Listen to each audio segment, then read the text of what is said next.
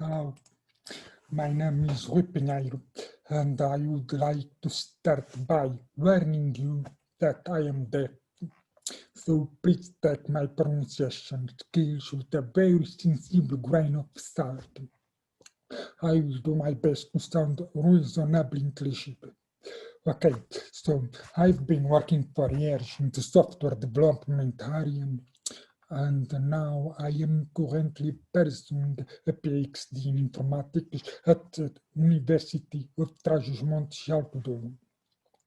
I'm just share screen one moment. Okay, this presentation is about a paper of a subject that deeply touches my life as a deaf person and strongly relates with my integration into surrounding society. It was motivated by a thought exercise after watching a class on web accessibility and usability. At a given moment, there was a presentation about moral, economic, and social arguments for designing products and services having inclusivity in mind. And the arguments were detailed in 5 views: the ethical principles, sustainability, the economic view, the deontological view, even the legal view. And all those views were putting emphasis in how accessibility is valuable for the people with disabilities, to respect their human rights, to strive for a more humanist and inclusive society. We can surely say that all those arguments are valid. Of course, people have rights, and a more inclusive society is a good thing. But when you think about the decision makers that have a more cost-oriented mind, that those people, all those views I mentioned, will in fact kind of support a way to see accessibility as the gift of the society for the benefit of the few, and not that accessibility is in fact for everyone. That usually led to decisions against adding accessibility when those people measure the cost benefit as they happen to be a bit biased by this limited perspective. That was what motivated this paper that drives in the opposite direction, exposing direct benefits to the people without disability when the world is more accessible, even when in situations when no person with disability is needing any accessibility. The paper lists some examples of those situations. I picked one of them for this video. It was the situation where a deaf person is alone with a hearing person, and then suddenly the hearing person starts having a heart attack. Now, here in Portugal, since the last year, the emergency number is actually accessible for deaf people, as our current emergency system accepts video call with sign language. But 2 years ago, that was not true. And if the situation I mentioned happened into reality, if you think about it, the deaf person wasn't actually needing the accessibility to be in place.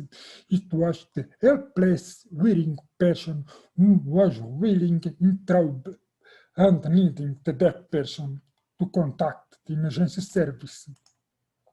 There are a lot of examples like this one. Even our paper could add more of them, but we had not really the intention to do a complete bibliographic review.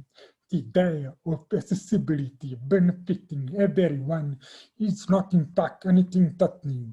There are plenty of articles out there about this providential side effect. The point is that when accessibility features are requested by people with disability with no apparent usefulness for others, there is a general mindset on classifying those requests as just a cost that will only benefit a few. We present the counter-argument to question that paradigm that sometimes it even benefits everyone except the original people it was destined to.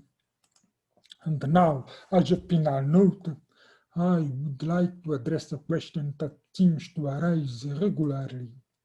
That question comes from people working in the tech industry, in both business and academic contexts.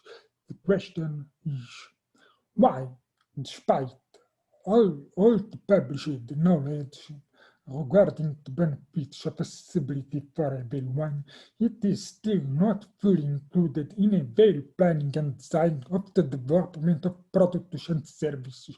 Major companies are already aware and addressing the question, but we still find many authors viewing accessibility as something optional or not even considered beforehand when calculating budgets.